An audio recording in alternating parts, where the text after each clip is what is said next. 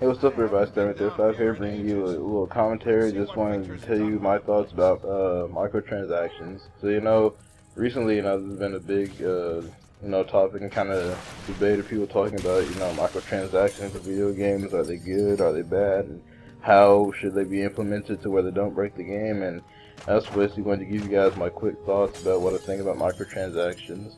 And, microtransactions are nothing new. They've been around in games for quite a while. It just seems like there's beginning to be a lot more of them now, coming out in like more console-based games. Usually when I hear microtransactions, I usually think about being in like mobile games or like those web browser games. That's mainly what I think of when I hear about microtransactions. But now they're starting to be in big AAA type games now. Like Dead Space 3, and then the most recent examples of microtransactions being in games is, Forza 5 and Gran Turismo 6.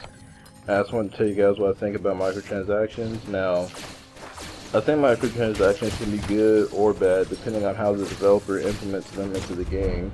Like, when I hear microtransactions, I think free-to-play game at first. Like, it's really not fair to have a microtransaction in a game you already spent $60 for. That's 60 whole dollars. That's a lot of money. It might not be a lot to you, but to majority of other people, $60 is quite a bit. It's quite a bit of money.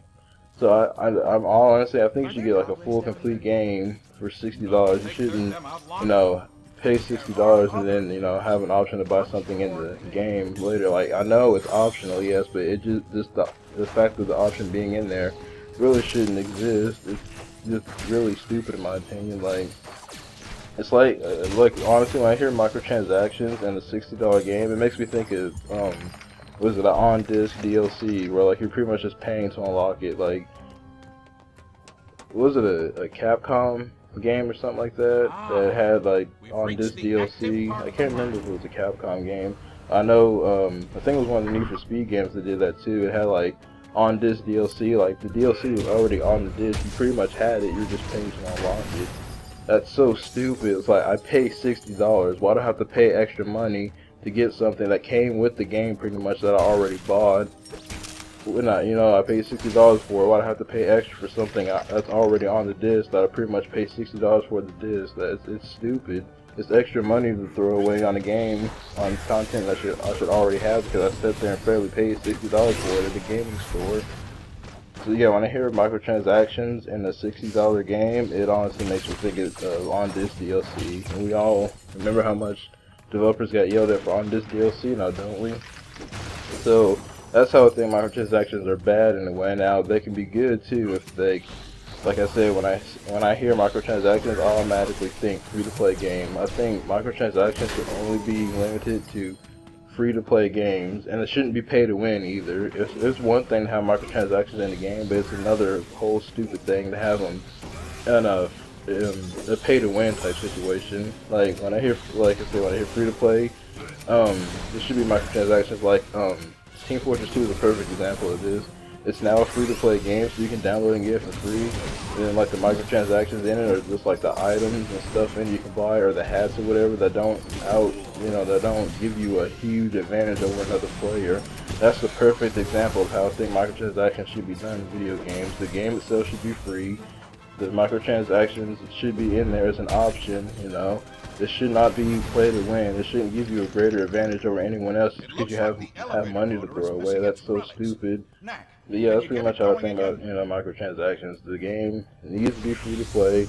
It should be just items and stuff, mainly aesthetics or just items, or maybe something to give you a little boost temporarily, not like a permanent boost, like a permanent gun unlock you can have.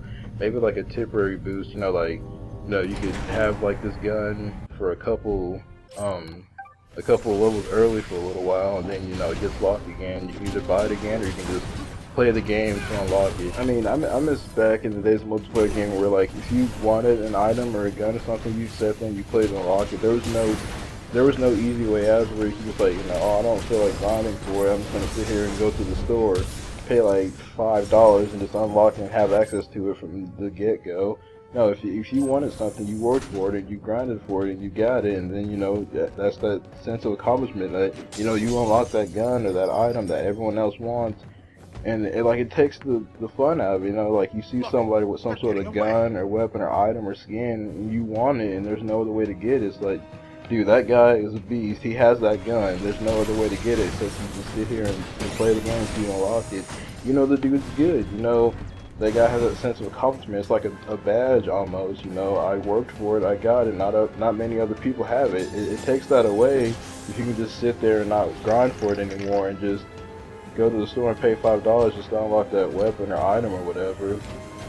So basically, you know, that's just my little rant on what I think about microtransactions. So overall, I do not think microtransactions of any sort whatsoever, whether they're optional or whether, you know, they're pay to win or not, I do not think microtransactions should be in $60 games. $60 is a lot of money. I think $60 is enough for a full complete game.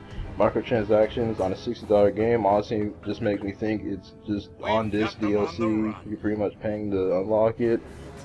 Even though it's optional, it's still stupid that the option is even there. I think microtransactions should stick only to free-to-play games, and it should not be pay to win either. Like I said before, Team Fortress 2 is a perfect example of this. It is microtransactions. The game is free. It's microtransactions in it, but they're mainly just for items and hats and visual type things. Mainly just visuals, like the hats and the items and all that stuff. And then like the things you do get, the weapons, you still, you know, they're not good enough to, you know, completely just outpower someone else that doesn't have like the money or doesn't want to spend money on trying to just, you know, go to the store and buy it. You know, you can buy like a weapon or an item that'll help you early, but it still, you know, it won't make you that much of a better player than anyone else in the game. You still have to actually know how to, you know, use it. It doesn't just give you instant power over everyone else because you have money. But yeah, that's pretty much my little rant on microtransactions and what I think about it. You know, you can leave your thoughts in the comments below about how you guys feel about microtransactions. And I'm Stammer 7, and I'm Matt. Please don't forget to rating, comment, and subscribe. Peace.